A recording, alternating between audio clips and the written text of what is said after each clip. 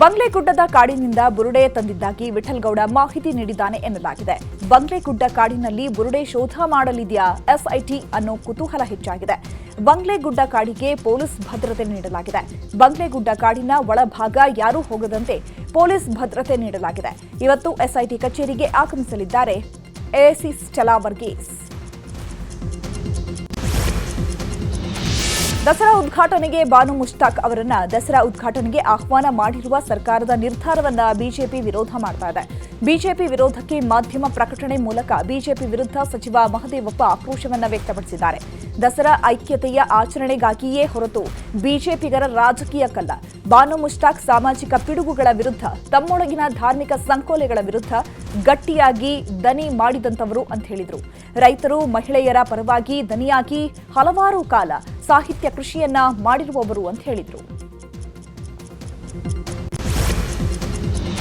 Belagavi DCC bank ಚುನಾವಣೆ ಹಿನ್ನೆಲೆ ಶಾಸಕ ಬಾಲಚಂದ್ರ ಜಾರಕಿಹೊಳಿ ನೇತೃತ್ವದಲ್ಲಿ ಸಂಧಾನ ಸಭೆ ಸಕ್ಸಸ್ ಆಗಿದೆ. ಚುನಾವಣೆ ಘೋಷಣೆಗೂ ಮುನ್ನವೇ ಎರಡೂ ಕ್ಷೇತ್ರಗಳ ಅವಿರೋಧ ಆಯ್ಕೆ ಫಿಕ್ಸ್ ಆಗಿದೆ. ಸವದತ್ತಿ ಹಾಗೂ ಯರಗಟ್ಟಿ ಕ್ಷೇತ್ರಗಳಲ್ಲಿ ಅವಿರೋಧ ಆಯ್ಕೆ ಬಹುತೇಕ ಫಿಕ್ಸ್ ಆಗಿದೆ. ಸವದತ್ತಿಯಿಂದ ವಿರೂಪಾಕ್ಷ ಮಾಮನಿ, ಯರಗಟ್ಟಿಯಿಂದ ಶಾಸಕ ವಿಶ್ವಾಸ್ ವೈದ್ಯ ಹೆಸರು ಅಂತಿಮ ಆಗಿದೆ. ಉಭಯ ನಾಯಕರ ಜೊತೆಗೆ ಸುದೀರ್ಘ ಚರ್ಚೆ ಮಾಡಿದ ಬಾಲಚಂದ್ರ ಜಾರಕಿಹೊಳಿ ಯರಗಟ್ಟಿಗೆ ಯಾವುದೇ ಅಭ್ಯರ್ಥಿ ಹಾಕದಂತೆ ವಿರೂಪಾಕ್ಷ ಮಾಮನಿಗೆ ಮನವೊಲಿಕೆ ಮಾಡಿದ್ದಾರೆ.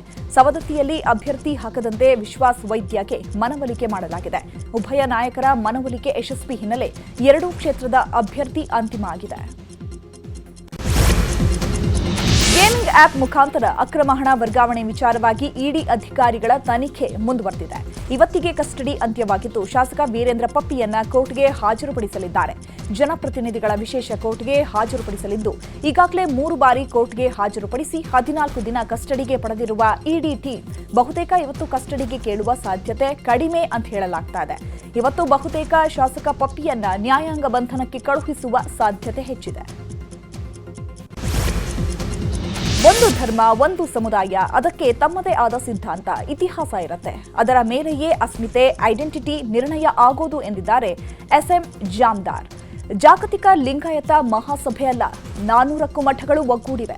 ಧರ್ಮದ ಕಾಲಂನಲ್ಲಿ ಲಿಂಗಾಯತ ಅಂತ ಬರೆಸಬೇಕು ಅಂತ ಎಲ್ಲರೂ ಸೇರಿ ನಿರ್ಣಯ ಮಾಡಿದ್ದೇವೆ. ಜಾತಿಗೆ ವಿಚಾರಕ್ಕೆ ಬಂದಾಗ 101 ಪಂಗಡಗಳಿವೆ. ಜಾತಿ ಹೆಸರಲ್ಲಿ ನಿಮ್ಮ ಜಾತಿಯ ಹೆಸರನ್ನ ಬರೆಸಬೇಕು. ಲಿಂಗಾಯತ ಧರ್ಮ ಅಂತ ಬರೆಸೋದು ನಿಮ್ಮ ನಿಜವಾದ ನಿಲುವು. ನಮ್ಮ ಧರ್ಮ ಲಿಂಗಾಯತ ಅಷ್ಟೇ, ಆದರೆ ವೀರಶೈವ ಅಂತ ಬರೋದಿಲ್ಲ. ಸರ್ಕಾರಿ ಆದೇಶದ ಮೂಲಕ ಕೋರ್ಟ್ಗೂ ಇದನ್ನ ಸಲ್ಲಿಕೆ ಮಾಡ್ತೇವೆ ಅಂತ ಹೇಳಿದ್ದಾರೆ.